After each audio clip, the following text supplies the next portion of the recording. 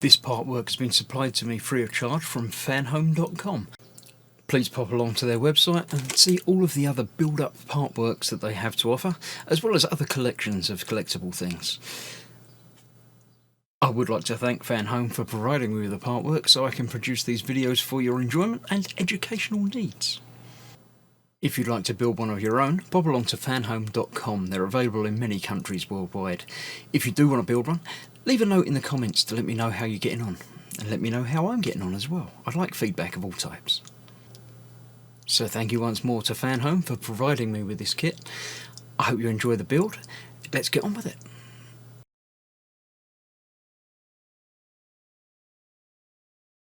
Hello, I'm Chris. This is Gross Models. Welcome to stage 57 of building the legendary Dodge Charger RT from Fast and Furious. This time we are continuing building the dashboard with a steering column, but not yet. We're looking at driving in Rio from the world of Fast and Furious. Yes, after passing through Los Angeles, Miami, Tokyo, and Mexico, they arrive at Rio. It's quite nice. It's interesting to see the world through the eyes of the film. Yeah, there we go. Lots of interesting stuff, pictures, behind the scenes things. 69 Dodge, the Charger Daytona. That's a pointy car, isn't it? That's got a very, very pointy front end. It's like they've taken the normal Dodge front end and put spoiler front at the front of it. It's very, very strange. I don't like the huge spoiler on the back either. Yeah, no, you can keep that bit. Sorry, don't like it. Almost 1.5 meters wide, 60 centimeters above the boot. Yeah, I don't like that. Right, so yes, we're going to be building the steering column, installing it onto the dashboard, then fitting the lights to the dashboard. And then we've got some other bits left over. Yeah. Tuning, music. I don't think music is part of the tuning at all. This is more sort of the culture of car ownership and car shows and things, isn't it? Yeah. Don't know. Yeah. Far too many speakers and things. Don't need it. Right.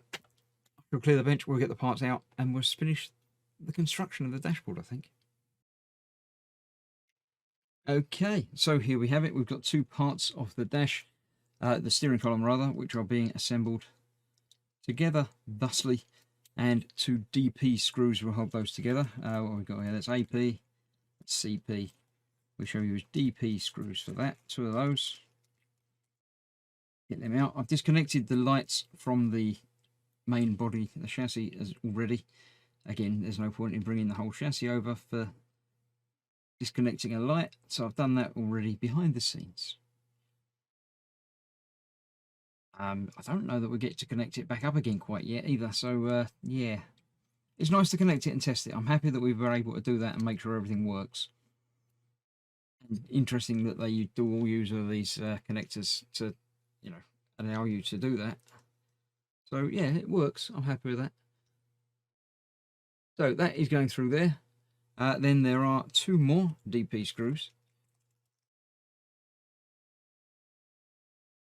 Hold the end that's going to get all the action together. Interesting. Well, that might well have been enough, but more screws the merrier. Why not? So after putting in all of these screws to hold all of this together, we then get the steering column switch and it just jams in place. It fits in there. There is a D shape and there is a D shape obviously on this as well. Need to get that the right way round and it just pushes in. So that is that. That could go a little bit further. There we go. I'm happy with that. So that is then being attached to the underside here. Again, you've got two holes, two pins going on there thusly. And we have two AP screws to hold that in place. I knew we'd use them. There we go. There's one, there's two. These are going to go in from the top through these two holes here. Should be able to get to, hopefully. Should be just the right angle to enable me to get that in there. Yep. That one through there. And the other one through the other one. So the tube there obviously is hollow, transparent. We're going to be passing the steering through that, through the steering wheel on the inside. Connect out to the functioning steering on the other side. So there we have that installed onto there. Then we do need the bulbs. And how are we putting those in place?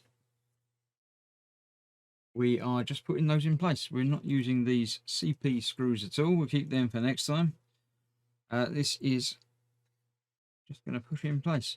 Now obviously we've got the cutout up here, there. So they will just fit into those holes there. There's a hole in there, but no, there's no corresponding screw hole the other side of that. Well, there is, but it's already got a screw in it. So fair enough. I mean, nothing's going to move it. It's fine. That's there in there. That'll do the job, and that will light up those 4 dials quite nicely. Anyway, so that is the end of that part of the build. There are one more issue in this month's delivery, so I shall get to that, and you can see that in a day or two. So thank you very much for watching. Stay safe. I shall see you very shortly. Bye bye for now.